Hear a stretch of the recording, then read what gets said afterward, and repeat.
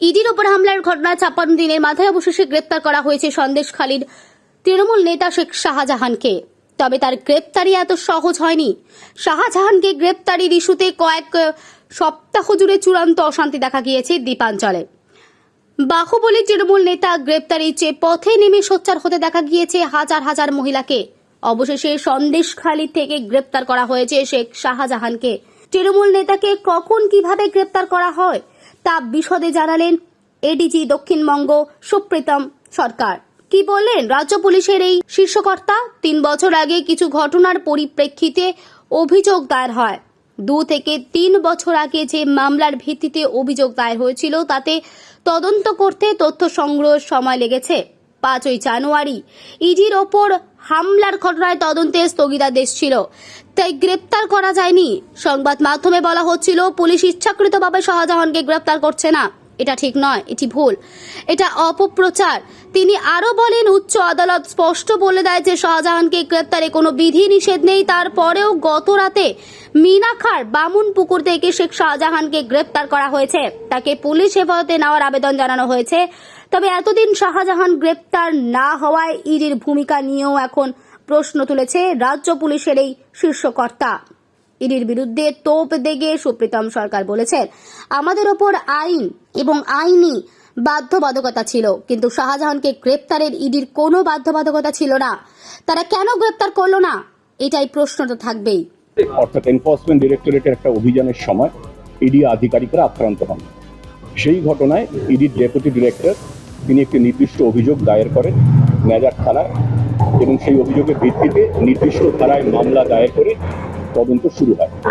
কিন্তু তদন্ত শুরু হওয়ার কিছুদিনের মধ্যেই ইডির তরফে মাননীয় উচ্চ আদালতে সেই তদন্তের উপর একটা স্থগিতাদেশ চাওয়া হয় এবং সেই আর্জি মাননীয় উচ্চ আদালত মঞ্জুর করেন, তদন্তে স্থগিতাদেশ দেওয়া হয়। সুতরাং ওই মামলায় তদন্ত করা এবং পরবর্তী গ্রেফতার সহ অন্যান্য যে আইনি পদক্ষেপ হয় সেইটা নেওয়ার ক্ষেত্রে আমাদের আইনি বাধা ছিল। এরপর যেটা হয় ঘটনাক্রম, গত 7, 8, 9 ফেব্রুয়ারি আপনারা জানেন সন্দেশখালীতে কিছু বিচ্ছিন্ন অবাঞ্ছিত ঘটনা ঘটে।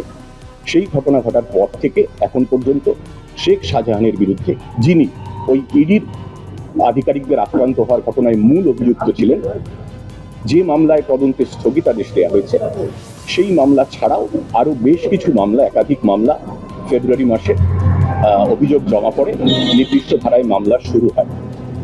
কিন্তু এই মামলাগুলি, যে 8ই ফেব্রুয়ারির পর যে মামলাগুলি দায়ের করা হয়েছে যেখানে শেখ শাহজাহানের নাম এসেছে অভিযুক্ত হিসেবে, সেগুলো প্রত্যেকটাই 2 থেকে 3 বছর আগের ঘটা কিছু ঘটনার ভিত্তিতে অভিযোগ দায়ের করা হয়েছে। প্রত্যেকটি আপনারা নিশ্চয়ই জানেন এবং নিশ্চয়ই মানবেন, 2-3 বছর আগে যে ঘটনা ঘটে সেই ঘটনার ভিত্তিতে যে অভিযোগ দায়ের করা হয় তার প্রত্যেকটা তদন্ত শুরু হয়েছে। কিন্তু 2-3 বছর আগে যে মামলা ঘটনা, যে মামলার ভিত্তি, তাতে তদন্ত করতে, তথ্য প্রমাণ সংগ্রহ করতে অনেকটা সময় লাগে। কিন্তু যে মামলার সম্প্রতি হয়েছিল, যেটার কথা শুরুতে বলেছি 5ই জানুয়ারির কথা, যেখানে আমরা তথ্য প্রমাণ সংগ্রহ করতে পারতাম এবং পরবর্তী পদক্ষেপ করতে পারতাম, সেটাই আমাদের ক্ষেত্রে তদন্তে স্থগিতাদেশ ছিল, তাই জন্য গ্রেফতার করা যায়নি। অথচ সংবাদ মাধ্যমে, আপনাদের চ্যানেলে এবং আরো বিভিন্ন মহল থেকে এটা লাগাতার বলা হয়েছে যে পুলিশ ইচ্ছাকৃতভাবে শেখ শাহজাহানকে গ্রেফতার করছে না।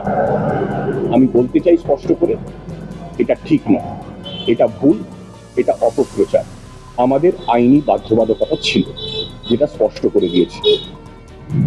দিন 2 আগে যখন মাননীয় উচ্চ আদালতের তরফে স্পষ্ট করে বলে দেওয়া হয় যে গ্রেফতারির উপরে কোনো ধরনের বিধি নিষেধ নেই, তারপর আমরা জোর কদমে তল্লাশি শুরু করি এবং গত রাতে মিনাখা থানার বামুনপুকুর অঞ্চল থেকে শেখ শাহজাহানকে আমরা গ্রেফতার করেছি। Bureau report, news 24x7 TV.